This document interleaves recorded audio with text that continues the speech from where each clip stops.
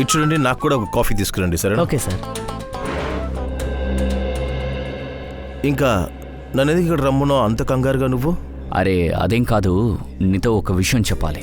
చెప్పు. అది ఏంటంటే ఎలా చెప్పాలో అర్థం కావడం లేదు. ఏంటయ్యా ఇది? నాతో చెప్పడానికి ఎందుకింత ఆలోచన? ఏం చెప్పాలనుకున్నా చెప్పు. అదేం లేదు, నిన్న తారిక దగ్గర నుంచి ఫోన్ వచ్చింది. అరే ఇది సంతోషమైన విషయమే కదా. సరే, తనేమన్నా చెప్పి నువ్వు టెన్షన్ అవడం వల్ల నా దగ్గర నుంచి ఏదైనా అడ్వైస్ కావాలనుకుంటున్నావా? చెప్పు, నేను ఇస్తాను. మరి శ్రేయ ఈరోజు ఇంట్లో ఉంది. అయితే ఈరోజు తనని చూడ్డానికి వస్తున్నారు. Sir coffee.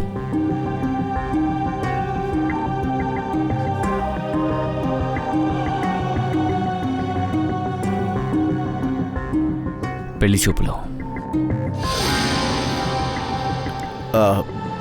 రియలీ మంచి విషయమే. మంచి విషయమా? ఏంటి మంచి విషయం? ఇంకేమీ లేదా? నేనేం చెప్పాలి?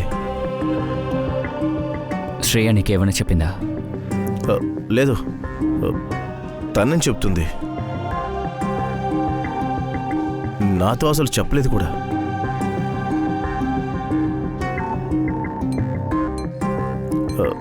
ఎవరు కుర్రోడెవడు? వాళ్ళ నాన్న ఫ్రెండ్ కొడుకంట. ఈరోజు సాయంత్రం 4 గంటలకి తనని చూడ్డానికి వస్తున్నారు. మంచిదే, శ్రేయకు మంచిదే. నిజాన్ని చూసి పారిపోకుదయ్యా. తనతో మాట్లాడు. నేను తనతో ఏం మాట్లాడాలి? అరే నీ గురించి మాట్లాడు, తన గురించి మాట్లాడు. లేదు, తను నాతో ఏం చెప్పలేదు. తర్వాత ఎవరితోనో పెళ్లి జరగబోతుంది, తనకు సంతోషం, నాకు సంతోషమే. అలా చెప్పకుదయ్యా. నీ చెయ్యి పట్టుకోవడానికి ఇంకొకరి చెయ్యి ఎదురు చూస్తోంది. ఇదొక మంచి అవకాశం. అభిజిత్, నువ్వు ఇప్పుడు చెప్తున్నావు కదా, అది నేను ఖచ్చితంగా చెప్పలేనని నేను అనుకుంటున్నాను. నేను అదే అడుగుతున్నా, ఎందుకు నీ వల్ల కాదు? చూడు, నువ్వు కూడా డాక్టర్ తారిక దగ్గర ఇంతవరకు నోరు విప్పలేదు. నీ వల్లే చేయలేని కార్యాన్ని నేను ప్లీజ్ ఇంకొకరికి ఏమో నువ్వు అడ్వైస్ చేయాల్సిన అవసరం లేదు. అభిజిత్ ప్లీజ్, సారీ, నా వల్ల ఇది కుదరదు. పైకిలే. నోరు తెరవకుండా పైకిలే. లే. ఎక్కడికి రమ్మని చెప్తున్నానుగా. లే. రా. అభిజిత్, నేను చెప్పేది వినో. రా.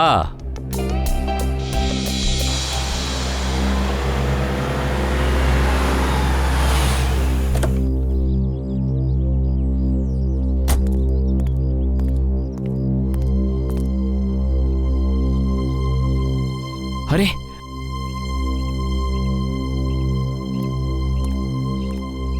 హలో దయా, ఏంటి ఆలోచిస్తున్నావు? లేదు, నేను ఆలోచిస్తున్నాను ఇక్కడికి అసలు ఎందుకు వచ్చానని. ఇక్కడికి ఎందుకు వచ్చావా? చూడు, ఇవాళ నువ్వు శ్రేయతో ఖచ్చితంగా మాట్లాడాలి. నేను శ్రేయ దగ్గర ఏం మాట్లాడతాను? అలాగా? ఏం మాట్లాడాలో కూడా నేనే నీకు నేర్పించాలా? అభిజిత్, నాకేం అర్థం కావట్లేదు. ఒక్క నిమిషం. ఇక్కడి నుంచి తలుపు వరకు వెళ్తే ఏం మాట్లాడాలో నీకే అర్థం అవుతుంది. రా. అభిజిత్, నాకేం అర్థం కావట్లేదు, ప్లీజ్. చాలే, దిగు.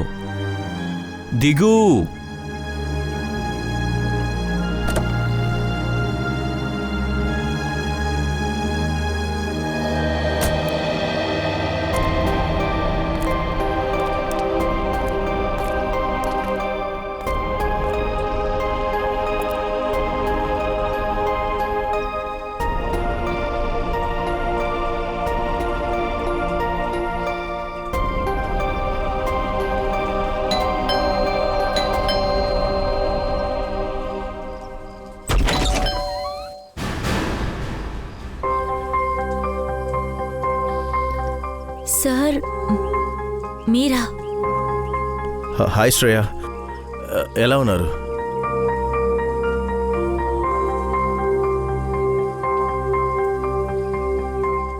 ఏంటి సార్ విషయం? అదేంటంటే అది మేము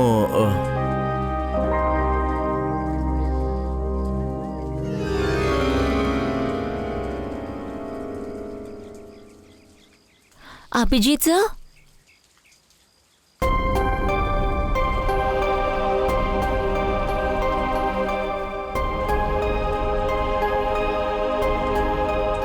సార్ విషయం ఏమిటి చెప్పండి సార్. లేదు, అది ఏంటంటే అది మీరేం చెప్పాలనుకుంటున్నారు? మేము ఊరికే అదేంటంటే అమ్మా, ఎవరమ్మా అది?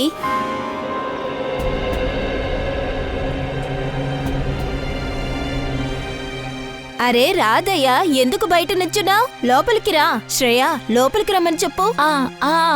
సార్ ప్లీజ్ లోపలికి రండి సార్ ప్లీజ్.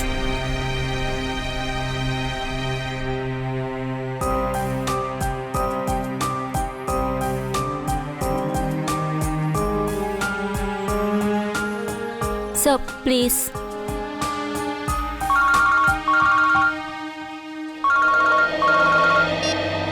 హలో.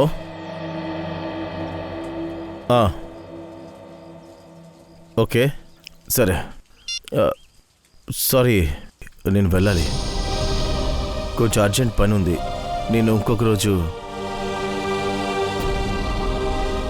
అవునవును, నువ్వు ఖచ్చితంగా రావాలి, ఎందుకంటే శ్రేయ పెళ్ళుంది కదా.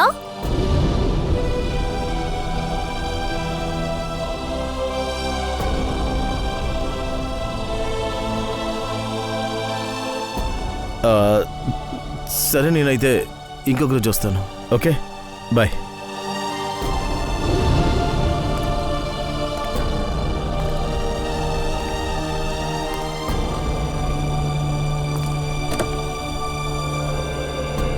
ఏమైంది, మాట్లాడేసావా?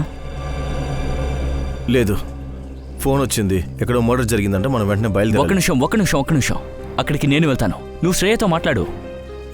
లేదు, ఈ విషయం తర్వాత చూసుకుందాం. దానికంటే ఇది ముఖ్యం. ఇది ఒక మంచి అవకాశం, నా మాట విను. అక్కడికి నేను వెళ్తానని చెప్తున్నానుగా. దయా,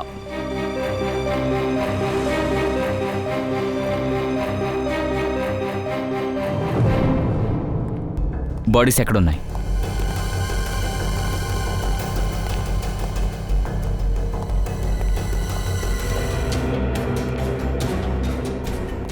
హత్య జరగడం ఎవరైనా చూసారా? లేదు సార్, మేమిద్దరం లోపలికి వచ్చినప్పుడు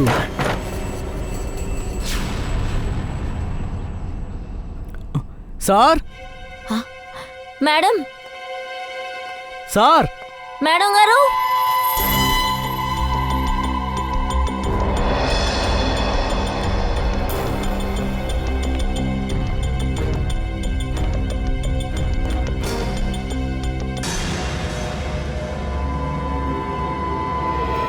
నువ్వు బయట ఉన్నావు, లోపల మర్డర్ జరిగింది. ఎవరైనా లోపలికి వచ్చారా? లేదు సార్, ఎవరూ రాలేదు. ఎవరైనా తెలిసిన వాళ్ళు, తెలియని వాళ్ళు? సార్, లోపలికి ఎవరొచ్చినా వాళ్ళ పేరుని, ఫోన్ నెంబర్ని రిజిస్టర్లో నమోదు చేసుకుంటాను సార్. సార్ కత్తి, ఆయుధాలు ఏది దొరకలేదు సార్. డబ్బులు, బంగారాలు అలాగే ఉన్నాయి, ఏ దొంగ జరగలేదు. సార్, చనిపోయిన వ్యక్తి పేరు కిషోర్, గంటాగర్లో బట్టల షాపు రన్ చేస్తున్నాడు. అతని భార్య పేరు జయ. కిషోర్, గదిలో ఉన్న ఫింగర్ ప్రింట్స్ని చెక్ చేయి. హంతకుడు ఏదో ఒక దారిని యూజ్ చేసి లోపలికి వచ్చాడు.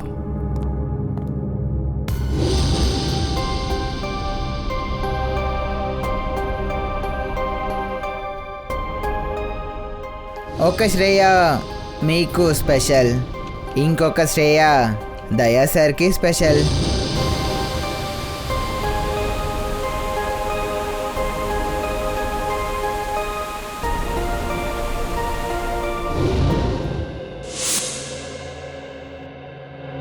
శ్రేయ, అమ్మా నువ్వేం ఆలోచిస్తున్నావు?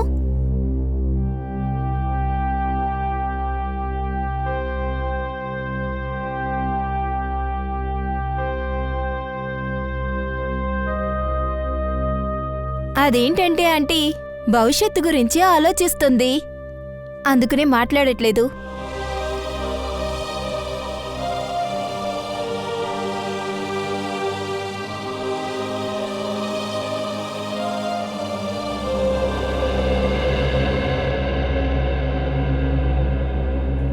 ఇది చూడు, ఇది నీకు చాలా బాగుంటుంది కదా.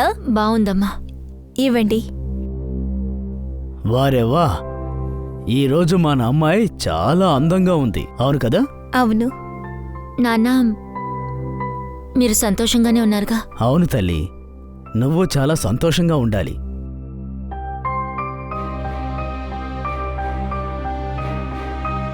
ఇలా చూడమ్మా, ఆ అబ్బాయి మాకు నచ్చాడు. ఇప్పుడు అమ్మాయికి అబ్బాయికి నచ్చిందంటే అంతే, సరేనా? ఎవడొకడు ఇంట్లోకి వచ్చాడంటే ఇంట్లో ఉన్న వాళ్ళ గురించి పూర్తిగా తెలిసి ఉండాలి. వీళ్ళకి తెలిసిన వారు అయి ఉంటారు సార్. వాళ్ళ దగ్గర ఈ ఇంటి తాళం ఉంది. చివరిసారిగా వాళ్ళని ఎప్పుడు చూశారు?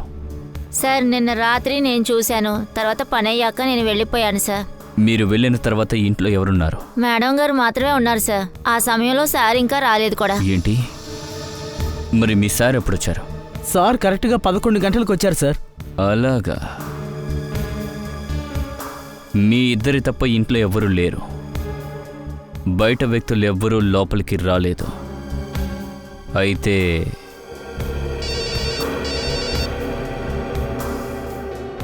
హలో,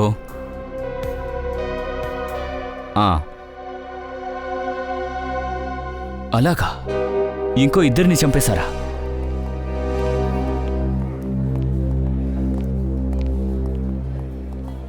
డాక్టర్ సార్, నేను ఏసీపీ ప్రతిమ సిఐడి నుంచి వచ్చాను. సార్, ఇక్కడ ప్రశాంత్ ఇంకా ప్రేమ భార్యాభర్తల్ని అడ్మిట్ చేశారు కదా, కత్తిగాయం ఉన్న వాళ్ళని. నేను వాళ్ళని కొంచెం విచారించాలి. సార్, ఆ భార్యాభర్తలిద్దరికీ ఎటువంటి నమ్మకం ఉండేది కాదు. అందుకని నేను ఎవరికోసం వెయిట్ చేయకుండా ట్రీట్మెంట్ మొదలుపెట్టాను. హస్బెండ్ని అయితే కాపాడాం, వైఫ్కి ఇంకా ట్రీట్మెంట్ జరుగుతూనే ఉంది. వాళ్ళిద్దరిని ఇక్కడికి తీసుకొచ్చింది ఎవరు? సార్, అతను ఆ ఇంటి వాచ్మెన్.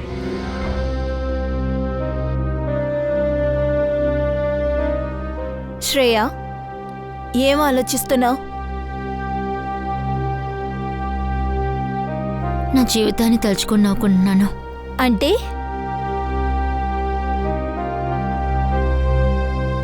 నేను అలాంటి ఓ వ్యక్తికి ఎదురు చూశాను. ఆయన గురించి నేను అసలు ఏమీ తెలుసుకోలేకపోయాను. అంటే ఆయనకి నేనంటే ఇష్టమా లేదా అని. కానీ శ్రేయ, అంటే ఏంటి పూర్వి? నువ్వు చూసావుగా ఆయన ఎలా వెళ్ళారో. అర్థం అవుతుంది, పని ముఖ్యమే, కానీ అభిజిత్ సార్ అక్కడే ఉన్నారుగా. ఆయన సార్ని పంపించే పని కదా. శ్రేయ, ఒకవేళ ఆయన నీతో మాట్లాడడానికి వచ్చిండొచ్చు. కానీ ఎందుకేమీ మాట్లాడలేదు? ఏదో ఒకటి చెప్పేసి వెళ్ళొచ్చు కదా. ఒక 2 నిమిషాలే, సంథింగ్.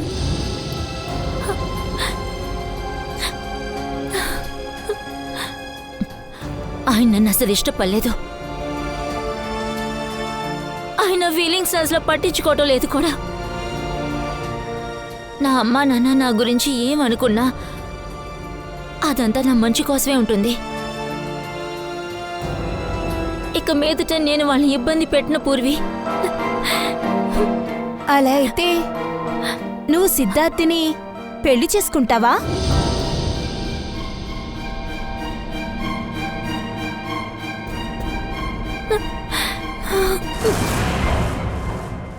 ప్రశాంత్ గారు,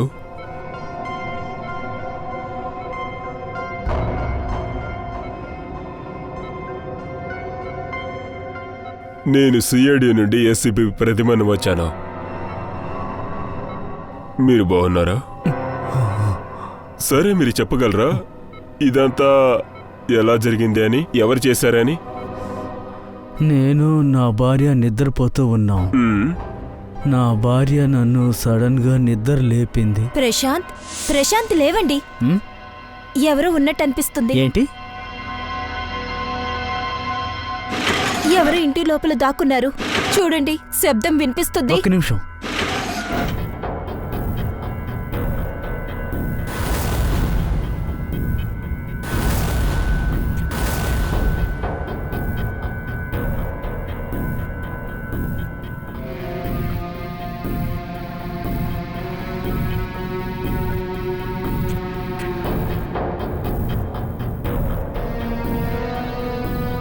ప్రశాంత్, నాకు చాలా భయంగా ఉందండి. భయపడుకో భయపడుకో, నేనున్నాను కదా, నేనున్నాను.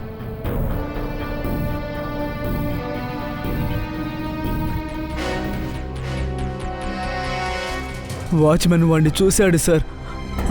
తను భయపడ్డాడు. తను ఇంటిలోకి వచ్చిన తర్వాత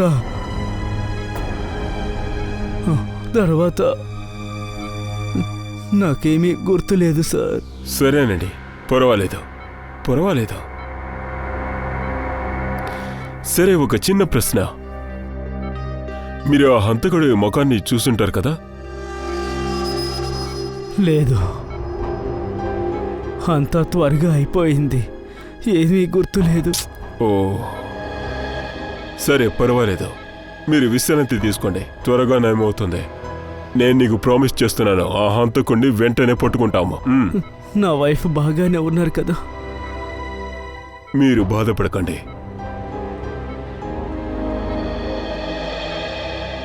కవిన్,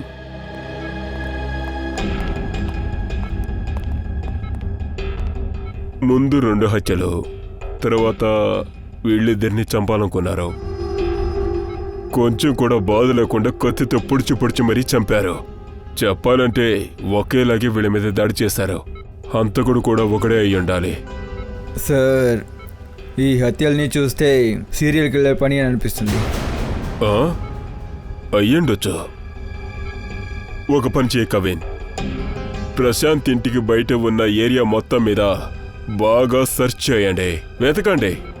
హంతకుడు హత్య చేసి పారిపోయేటప్పుడు ఖచ్చితంగా ఏదో ఒకటి వదిలేసామంటాడు. ఖచ్చితంగా ఏదో ఒకటి దొరుకుతుంది. బాగా వెతకండి. రెడీ, నాకు బాగా గుర్తుంది. 10-15 ఏళ్లకు ముందు ఒక అతను ఇదే విధంగా హత్య చేశాడు. ఇదే విధంగా కొంచెం కూడా బాధ లేకుండా ఇదే విధంగా చంపాడు. తర్వాత తనకి జీవిత ఖైదు కూడా పడింది. తన గురించి విచారించండి, తను ఎక్కడున్నాడా అని, ఇప్పుడు తన పేరు ఏంటా అని. Yes sir. సార్ సార్, అది కిషోర్ ఇంట్లో పనిచేసిన పని మనిషి చెప్పింది అంతా నిజం సార్. ఆవిడ 9:30కి ఇంటికి వెళ్ళింది. అక్కడి నుంచి 8ంటికే బయటకు వచ్చింది. అయితే కిషోర్ ఇంటికి ఎప్పుడు వెళ్ళారు? అరగంటలో సార్, అంటే 9ంటికి. అలాగే ఇంకో విషయం, ఆ లేడీ నెంబర్ ట్రాక్ చేసినప్పుడు ఆ ఫోన్ నంబర్ రాత్రంతా ఇంట్లోనే ఉంది, రాత్రి నుంచి ఉదయం వరకు. అలాగా? అయితే వాచ్మెన్? సార్, వాచ్మెన్ మీద క్రిమినల్ రికార్డ్స్ లేవు. చుట్టుపక్కల ఉన్న వాళ్ళు కూడా అతను చాలా మంచోడు అంటున్నారు. సార్, ఇది చూడండి సార్. 15 సంవత్సరాల ముందు మీరు చెప్పిన హత్యల్ని వీడే చేస్తున్నాడు సార్. పేరు పునీత్, వయసు 30. సెంట్రల్ జైల్లో ఉన్నాడా? ఇంకా సార్, ఇదంతా చూడండి, వీళ్ళే హత్య చేయబడిన వాళ్ళు. వీళ్ళ శరీరంలోనూ ఇప్పుడు హత్య చేయబడిన వాళ్ళ శరీరంలోనూ గుర్తులు ఒకేలా ఉన్నాయి సార్. ఈ కత్తితోనే వాళ్ళ పైన దాడి చేసింది. బాస్ తెలిసిపోయింది. మొదటి ఇద్దరు హత్యకు గురైంది రాత్రి 11 గంటలకి. రెండో కపుల్స్ హత్య చేయబడింది ఉదయం 4 గంటలకి. ఇంకా ఇదిగో దీన్ని చూడండి, హంతకుడు ఇలాంటి ఆయుధాన్నే ఉపయోగించాడు. పునీత్ రికార్డులో ఉన్న కత్తిలాగానే ఈ కత్తి కూడా ఉంది. అరే, కత్తి అలాగే ఉంది, హత్య చేసిన విధానము అలాగే ఉంది. అయితే హత్య చేసింది పునీత? ఎక్కడ వరకు వెళ్ళారు? సార్, అక్కడి వరకు సార్, ఆ తర్వాత వెళ్ళలేదు సార్. ఇషిత, ఏదైనా దొరుకుతుందో చూడండి. Yes sir. మీరు ఎందుకు దీన్ని దాటి వెళ్ళలేదు? చాలా చీకటి అడిపోయింది కదా సార్, వాడు చీకట్లో మాయమైపోయాడు. మీరు వాచ్మ్యాన్, టార్చ్, లతి మీ దగ్గర ఏదీ లేదా? ఉన్నాయి సార్, కానీ సార్ కేకలు పెట్టేసరికి భయపడిపోయాను సార్. ఒక హంతకుడు ఇంటి లోపలికి వచ్చారు, హత్య చేసి వెళ్ళిపోయారు, కానీ మీకేమీ తెలియలేదు. మీరు నిద్రపోయారా? లేదు సార్, నేను నిద్రపోలేదు.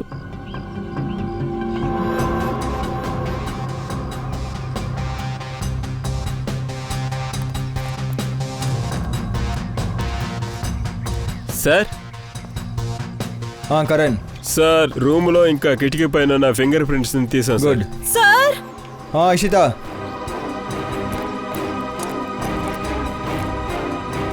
ఏమైంది? సార్, ఇక్కడ చూడండి. ఓ,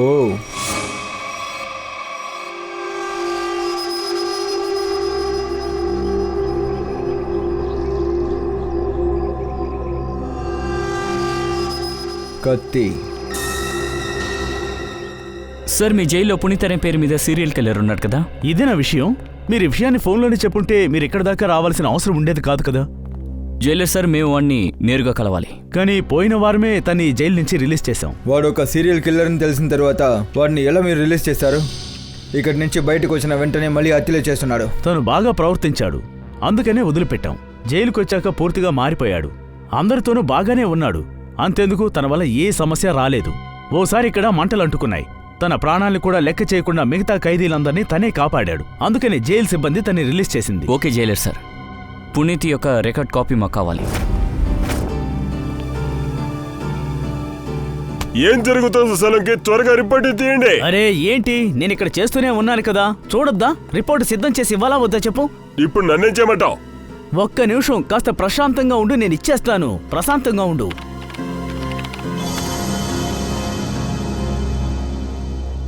అవడం లేదు.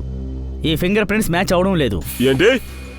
అవును, మన డేటాలో ఉన్న ఫింగర్ ప్రింట్స్ తోటి మీరు తీసుకొచ్చినటువంటి ఫింగర్ ప్రింట్స్ మ్యాచ్ అవ్వడం లేదు ఏమాత్రం. అదేలా జరుగుతుంది సార్? అన్ని గుర్తులు పునీత్నే చూపిస్తుంది. కానీ బాస్, నా రిపోర్టు తప్పు అవ్వదు. సార్ ఆ, ఏంటంటే జైల్లో ఉన్న పునీత్ ఫింగర్ ప్రింట్స్ దొరికాయి. అతని మంచి ప్రవర్తన వల్ల అతన్ని రిలీజ్ చేశారంట సార్. సలంకి కొంచెం చెక్ చేయి. కానీ సార్, ఇప్పుడే మనం పునీత్ ఫింగర్ ప్రింట్ని చెక్ చేసాం. దాని రిజల్ట్ నెగటివ్ కదా. ఒక్క నిమిషం ఉండు. ఇది పునీత్ లేటెస్ట్ రిపోర్టే కదా. దీన్ని చెక్ చేయడంలో నీకేదైనా ప్రాబ్లమా? లేదు సార్. మరి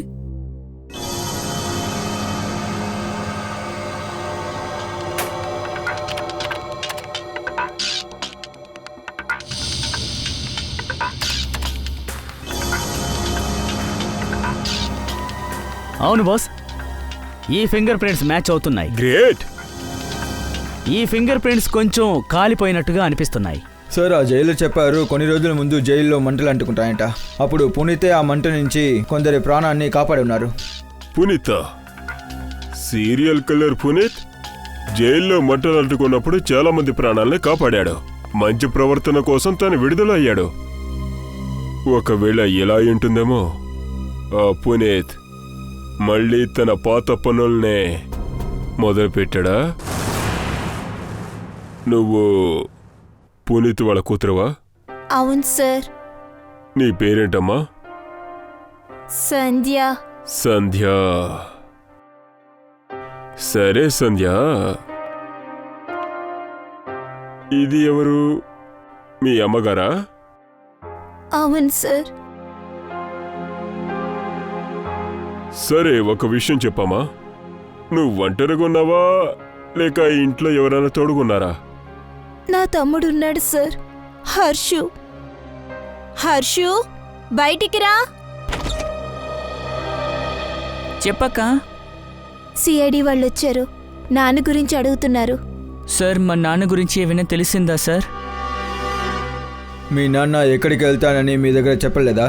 అవును సార్, నిన్న మా నాన్నగారికి ఫోన్ వచ్చింది పనుందని.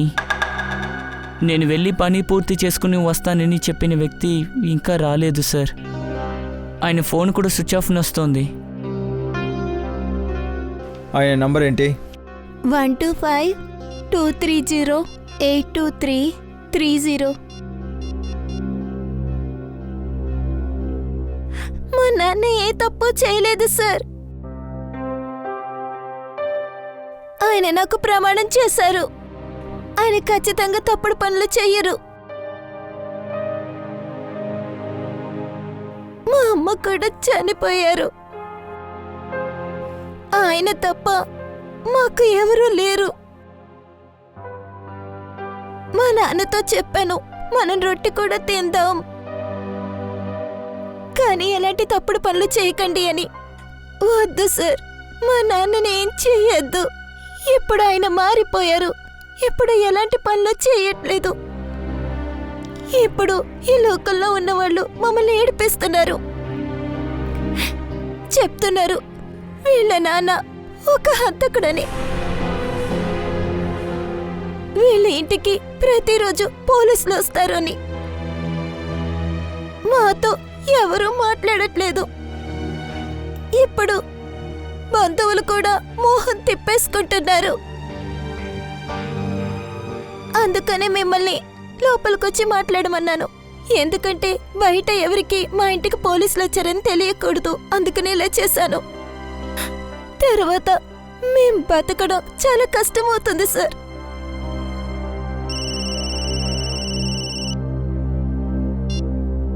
హలో, ఏంటి? ఓకే ఏమైంది? సార్, ప్రశాంత్ సార్ వైఫ్ ప్రేమ హాస్పిటల్లో చనిపోయారు సార్.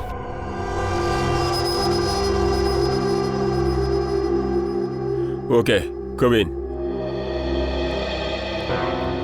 నువ్వు ఒక పని చేయి.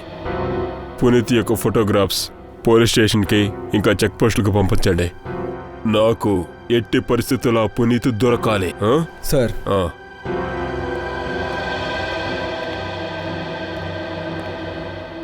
ఇలా చూడమ్మా, నేను మీ ఇద్దరికి మాటిస్తున్నాను. ఒకవేళ మీ నాన్న మారిపోయాడు అంటే, ఇంకా ఏ తప్పుడు పని చేయకపోతే తనకి నేను పనిపిస్తాను. ఈ సిటీకి చాలా దూరంగా, సరేనా? తర్వాత ఇంకో విషయం, మీకు అలా ఏది అవసరమైనా సరే నాకు వెంటనే ఫోన్ చేయండి, సరేనా? సరే, మీరు జాగ్రత్తగా ఉండండి. ఓకే సార్, పునీత్ శాంతినగర్ ఏరియాలో ఉన్నాడు సార్. ఒక లోకల్ కానిస్టేబుల్ వాడిని ఫాలో చేస్తున్నారు. అతనితో చెప్పండి, అతని కళ్ళ నుంచి తను తప్పించుకోకూడదు. మన ఆఫీసర్లు అక్కడికి వస్తారని చెప్పండి.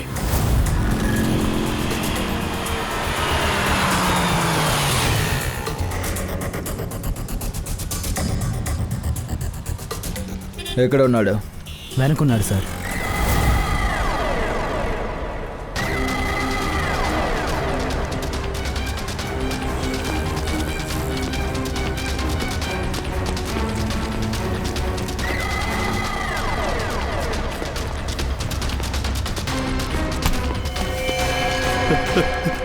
ఎందుకు ఎందుకు నన్ను పట్టుకుంటారు?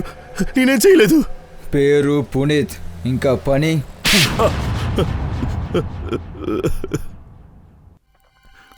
సార్, నేను చెప్పేది నిజం.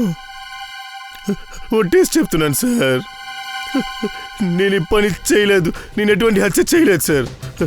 తప్పుడు పనులన్నీ నేను మానేశాను సార్. ఇప్పుడు నోర్మోయ్, నీ నాటకాలం కాపో. నేను ఎలా చెప్పను సార్ మీకు? నేను చేయని హత్య నేను చేశానంటే ఎలా సార్ ఒప్పుకోగలను? అయితే మమ్మల్ని చూసి ఎందుకు పారిపోయావు? నేను చాలా భయపడిపోయాను. నేను భయపడ్డాను. నేనేం చెప్పినా మీరు నమ్మరని. ఆ రోజు నేను ఇంటికి వచ్చినప్పుడు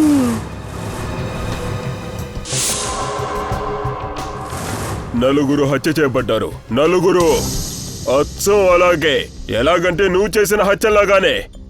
తర్వాత అందులో ముగ్గురు చనిపోయారు. అంతేకాకుండా ప్రశాంత్ ఇంటి వెనక నుంచి కత్తిని స్వాధీనం చేసుకున్నావు. అందులో నీ ఫింగర్ ప్రింట్సే ఉన్నాయి. ఆ తర్వాత 2 ఏళ్లలో కూడా ఫింగర్ ప్రింట్స్ దొరికాయి. అందులో నీ ఫింగర్ ప్రింట్సే ఉన్నాయి. సరే, చెప్పేది వినండి. ఎవరో నన్ను ఇరికించడానికి ప్రయత్నిస్తున్నారు. నిన్నెవరు ఇరికిస్తారు? మర్యాదగా నాటకాలు ఆపో. నీ మొబైల్ని ట్రాక్ చేస్తాం. ఎక్కడ హత్య జరిగిందో అక్కడ ట్రాక్ అయిందిరా. నాకు పని ఇప్పిస్తానని వాళ్ళు పిలిచారు సార్. నాకు ఎవరో ఫోన్ చేసి 11 షాన్పాడ దగ్గర రమ్మన్నారు సార్. నేను అప్పుడు వెళ్ళాను, కానీ అక్కడ ఎవరు లేరు. నేను అక్కడ వెయిట్ చేస్తూ ఉన్నాను. నేను చెప్పేది నిజం సార్. మళ్ళీ నాకు ఇంకో ఫోన్ వచ్చింది. సరిగ్గా 3 గంటలకి సెంటర్కి రమ్మని చెప్పారు. ఏదో సెక్యూరిటీ గార్డ్ పని అని చెప్పారు. నేను చెప్పేది నిజం సార్. నన్ను నమ్మండి సార్. ఓపెన్ చేయండి. నా ఫోన్ ఇస్తే మీరు చెక్ చేసుకోండి. రెడీ.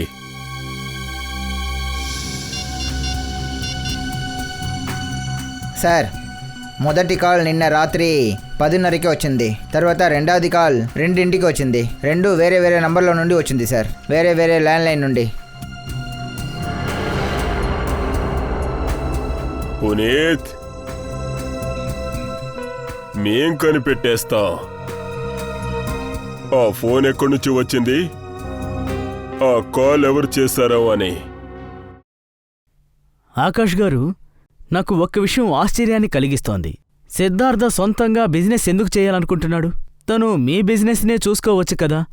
మీది పెద్ద ఫ్యాక్టరీనే కదా. మీరు చెప్పేది నిజమే సార్, కానీ సిద్ధార్థ్ ఒక నిర్ణయం తీసుకున్నాడు. అదేంటంటే నా సపోర్ట్ లేకుండా బిజినెస్ లో తన కాళ్ళపైన నిలబడాలని. ఏదేమైనా అన్ని బిజినెస్ లో తనయే కదా, ఎప్పుడైనా జాయిన్ అవ్వచ్చు. Well Siddharth, I impress.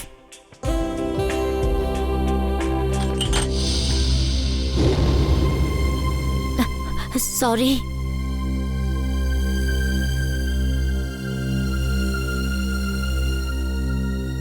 Tea మీ చేతి మీద ఒలకలేదు కదా? పర్లేదు, ఇట్స్ ఓకే.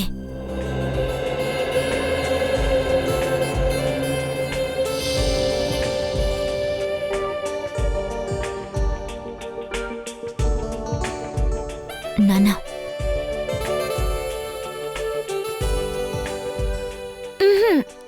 అన్నయ్య, నాన్న తన టీ కోసం వెయిట్ చేస్తున్నారు.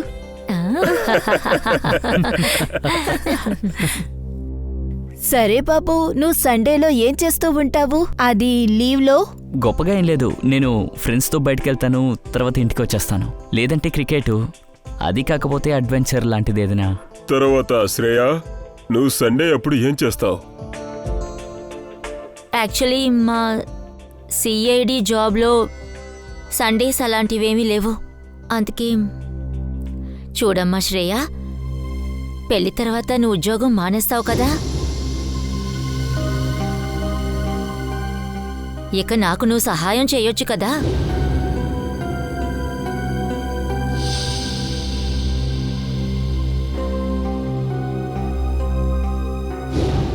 అమ్మా, ఒకవేళ శ్రేయకి ఆఫ్టర్ మ్యారేజ్ పనికెళ్ళాలనిపిస్తే ఖచ్చితంగా వెళ్ళొచ్చమ్మా.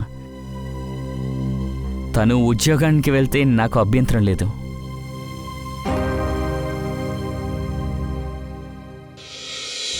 మన దేశం యొక్క చట్టం చెప్తుంది 10 మంది నేరస్తులు తప్పించుకున్నా సరే, కాని ఒక్క నిరపరాధి కూడా శిక్ష పడకూడదు అని. నిరపరాధికి శిక్ష పడకూడదు. సార్, ఆ, పునీత్కి వచ్చిన ఆ 2 phone calls railway platform PCO నుండి వచ్చింది సార్. వేరే పీసీఓ నుండి. అలాగా? అలా అయితే పునీత్ని ఎవరైనా ఇరికించాలనుకుంటున్నారా? ఒకవేళ అదే నిజమైతే అయితే పునీత్కి తెలిసిన వాళ్ళే ఎవరో ఇదంతా చేస్తూ ఉండాలి. అలాంటి వాళ్ళంతా నాకెవరూ తెలియదు సార్. పునీత్ ఎవరో ఒకరు ఉన్నారు. నువ్వు ఎప్పుడు జైలు నుంచి విడుదలవుతావో తనకి బాగా తెలుసు. తర్వాత నీకు పని కూడా చాలా ముఖ్యమని అతనికి బాగా తెలుసు. సార్, ఈ విషయం నాకు, నా పిల్లలకి తప్ప ఇంకెవరికి తెలియదు సార్. పునీత్ సార్, కాస్త ఆలోచించండి. మేము మీకు సాయం చేయగలం. ఆలోచించు పునీత్. ఒక రైటర్ నన్ను కలవడానికి వచ్చారు. రైటరా? అవును సార్. ఎందుకు కలవడానికి వచ్చాడు? ఆయన నా గురించి పుస్తకం రాస్తా అని చెప్పాడు సార్. అంటే నేను ఎలా ప్రజల్ని చంపాను, నా ఆలోచనలు ఎలా ఉంటాయన్న దాని గురించి. అప్పుడు ఆయన పెన్ను నా చేతిలో ఇచ్చేస్తాడు. తర్వాత ఆయన చెప్తాడు, ఆ కత్తిని ఎలా పట్టుకున్నావో అలాగే ఈ పెన్నుని పట్టుకోమని చెప్తాడు. ఆ పెన్ను పట్టుకున్నాక మీరు ఎలా కత్తితో పొడిచారో అలాగే గుచ్చి చూపిమని చెప్తాడు. నేను అలాగ ఆయనకి చేసి చూపిస్తాను. ఆయన మొబైల్లో నన్ను ఫోటో తీసుకుంటాడు. ఆయన ఒక 6 నెలల ముందు నన్ను కలవడానికి వచ్చారు. ఇప్పుడు 10-15 నుంచి అసలు రావట్లేదు ఆయన. ఇంకెప్పుడు కలవలేదు మళ్ళీ. ఎవరా రైటర్? తన పేరేంటి? చూడటానికి ఎలా ఉంటారో? సార్, నాకు పేరైతే గుర్తులేదు, కానీ ఆయన గడ్డంతో ఉన్నాడు సార్. జుట్టు ఎక్కువ ఉండడం వల్ల పిల్లకేసుకున్నాడు సార్. ఇంకా ఆయన కళ్ళు నీలంగా ఉంటాయి.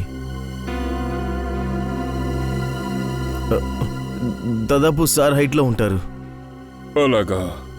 రెడీ, నెట్లో చూడండి అలాంటి రైటర్ ఎవరైనా ఉన్నారా అని.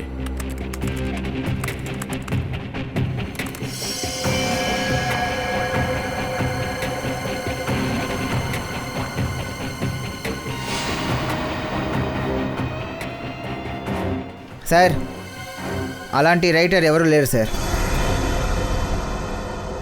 అలాంటి ఒక రైటర్ లేనే లేడు. అలాంటి ఒక రైటర్ ఎవరూ లేరు. సార్, ఒకవేళ అతను రైటర్ కాకపోవచ్చు. బహుశా మారు వేషం వేసుకుని పునీత్ డీటెయిల్స్ని సేకరించినట్టున్నాడు. సచిన్, ఈడొక మారు వేషగాడు.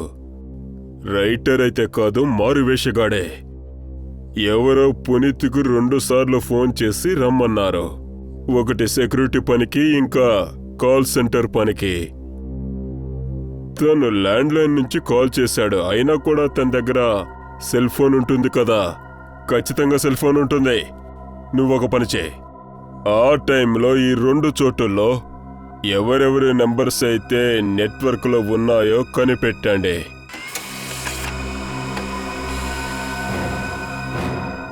Sir,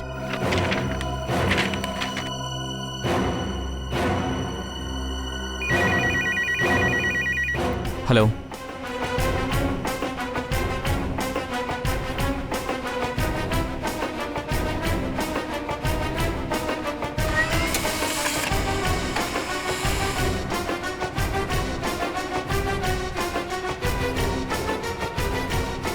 my God,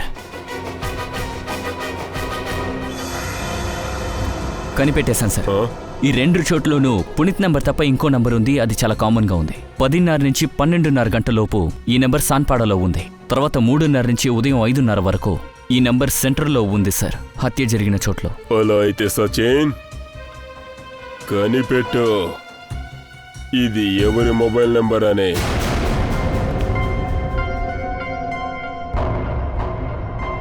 mister Prashanth ఏ రూమ్లో ఉన్నారు? 1 minute. Deluxe room number 4.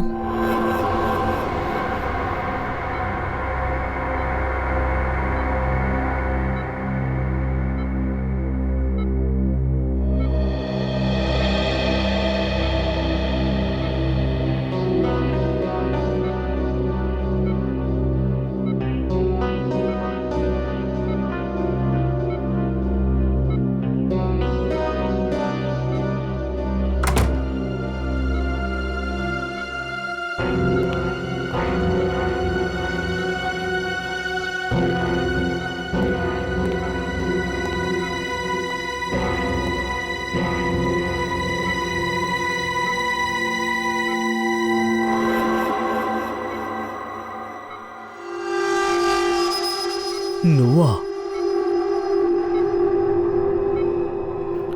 అవును, నేనే.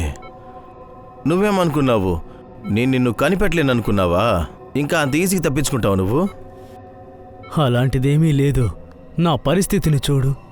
నువ్వు ఏ పరిస్థితిలో ఉన్నా సరే నాకు నా డబ్బులు కావాలి. ఎంత పెద్ద రిస్క్ తీస్తున్నా నేను. నాకేదైనా జరిగితే ఏమవుతుంది? కానీ ప్రాణం పోదు కదా. నేను నా మీద నేనే దాడి చేసుకున్నాను.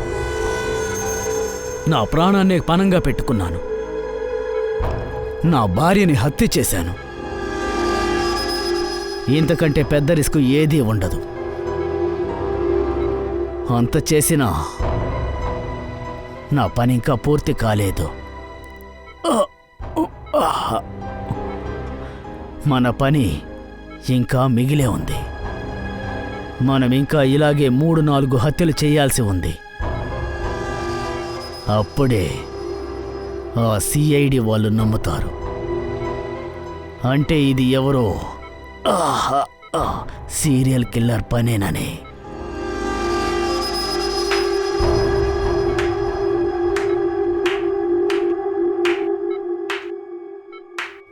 ప్రశాంత్ సార్, మంచి ఆటనే ఆడారు. ఇప్పుడు మా యొక్క టర్న్. ఇప్పుడు మేము ఆటనాడబోతున్నాం నీతో. అంటే ఇప్పుడు మేము మాట్లాడుకున్నదంతా వినేశారా? మేవన్నీ విన్నాము. నువ్విది చెప్పడం కోసం నువ్వే ఇరుక్కోవాలని ఈ వలను కూడా పన్నాము. నువ్వు దొరికిపోయావు. ఇతను నీకు తెలుసు కదా, నీ మనిషే. ఇప్పుడు వాడు నీ మనిషి కాదు, నా మనిషి. నా మనిషి. ప్రభుత్వం తరపు సాక్షి తను. అర్థమైందా? ప్రభుత్వం తరపు సాక్షి.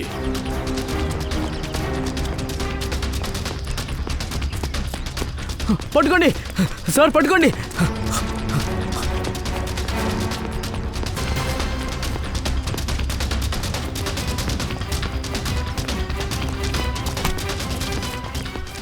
సార్ కొట్టదు సార్, నేనేం చేయలేదు ఇది సార్, చేయలేదా? నేనేం చేయలేదు ఇది సార్, చేయలేదంటే కొట్టేసి చెప్తాను, ఎందుకు ఏం చేయలేదు సార్. పారిపోతున్నావు? ఏంటంటే నేను చిన్న చిన్న దొంగతనాలు చేస్తాను సార్, అందుకే మిమ్మల్ని చూసినట్టు ఇప్పుడు పారిపోతున్నాను సార్. మమ్మల్ని మోసం చేయాలని చూస్తావా? నిన్న రాత్రి శాంతిపారా సెంట్రల్లో 4 చంపావు. నేను ఎవరిని చంపలేదు సార్. ఎవరిని చంపలేదా? లేదు సార్, చంపలేదు సార్. నిఖిల్, నువ్వు వీటిని చంపొద్దు. 4 బుల్లెట్ లెఫ్ట్ కాల్లో, 4 బుల్లెట్ రైట్ కాల్లో షూట్ చేయి. లేదు, తర్వాత లేదు, వీడు ఎప్పుడు వద్దు. పరిగెత్తకూడదు. వద్దు వద్దు వద్దు వద్దు వద్దు సార్, వద్దు చెప్పేస్తాను సార్, చెప్పేస్తాను. ఇదే చేయమని నాకు ఒక ఆయన డబ్బులు ఇచ్చాడు, డబ్బులు తీసుకుని హత్యలు చేశాను. తర్వాత పునీత్ని ఇందులో ఇరికించాలని అతనికి ఫోన్ చేసి పిలిచావు కదా? అవును సార్. నీకు డబ్బు ఇచ్చింది ఎవరో? ప్రశాంత్ సార్. ఏంటి?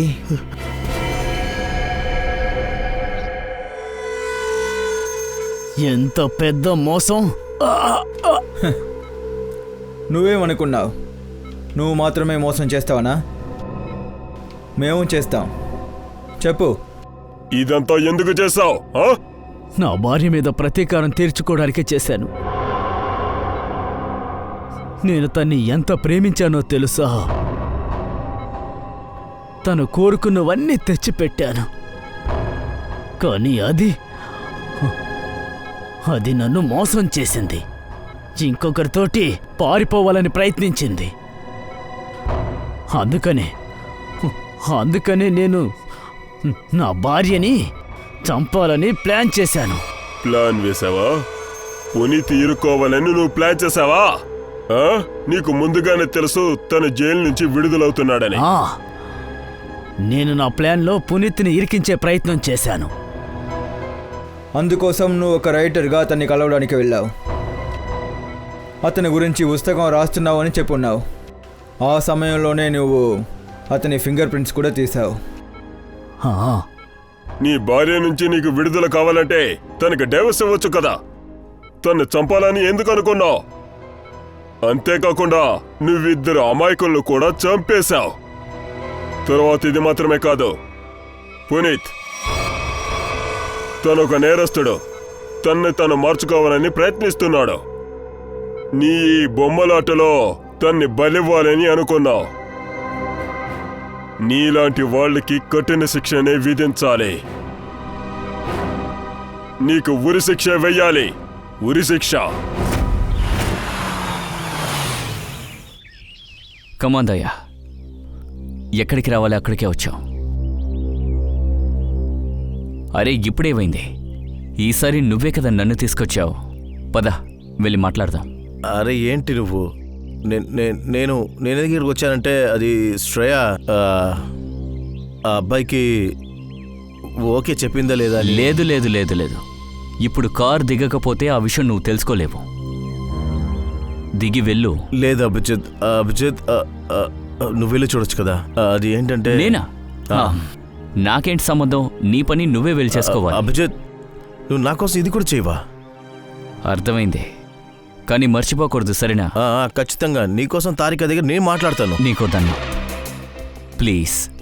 నీ పని నువ్వు చూసుకో, నా పని నేను చేసుకుంటా. అది కదా. నువ్వు రావద్దు. నువ్వు ఇక్కడే ఉండు, నేను వెళ్ళి మాట్లాడేసి వస్తాను.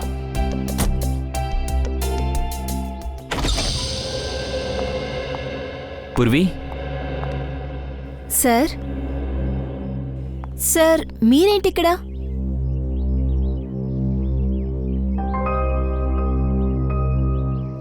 అది అవును, శ్రేయ ఎక్కడ? సార్ శ్రేయ తన రూమ్లో ఉంది. సరే, ఫంక్షన్ ఎలా సాగింది? సార్ ఫంక్షన్ బాగా జరిగింది సార్.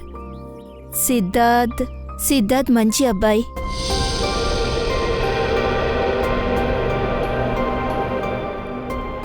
శ్రేయ ఏమంది ఆ అబ్బాయితో? సార్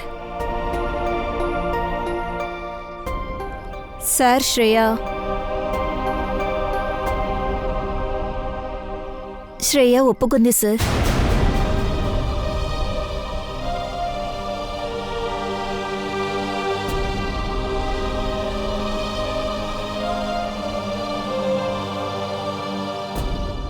అలాగా.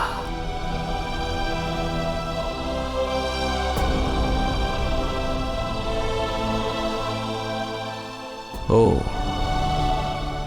Okay 1 minute.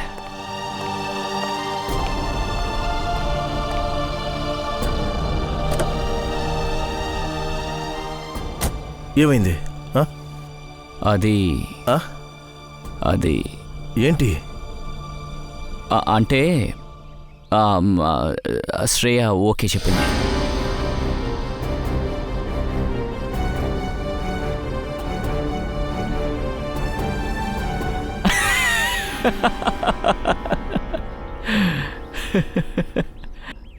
ఇది విను. ఏంటి ఆ అబ్బాయి ఆరోగ్యం పాడైపోయిందంట.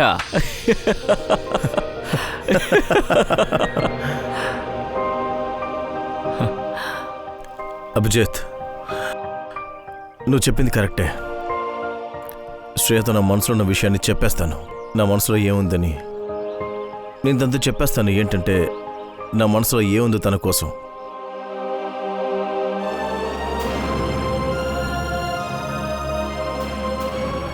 నిజంగానే శ్రేయ అబ్బాయికి ఓకే చెప్పిందని చెప్తే పాపం తను ఎంత బాధపడతాడో.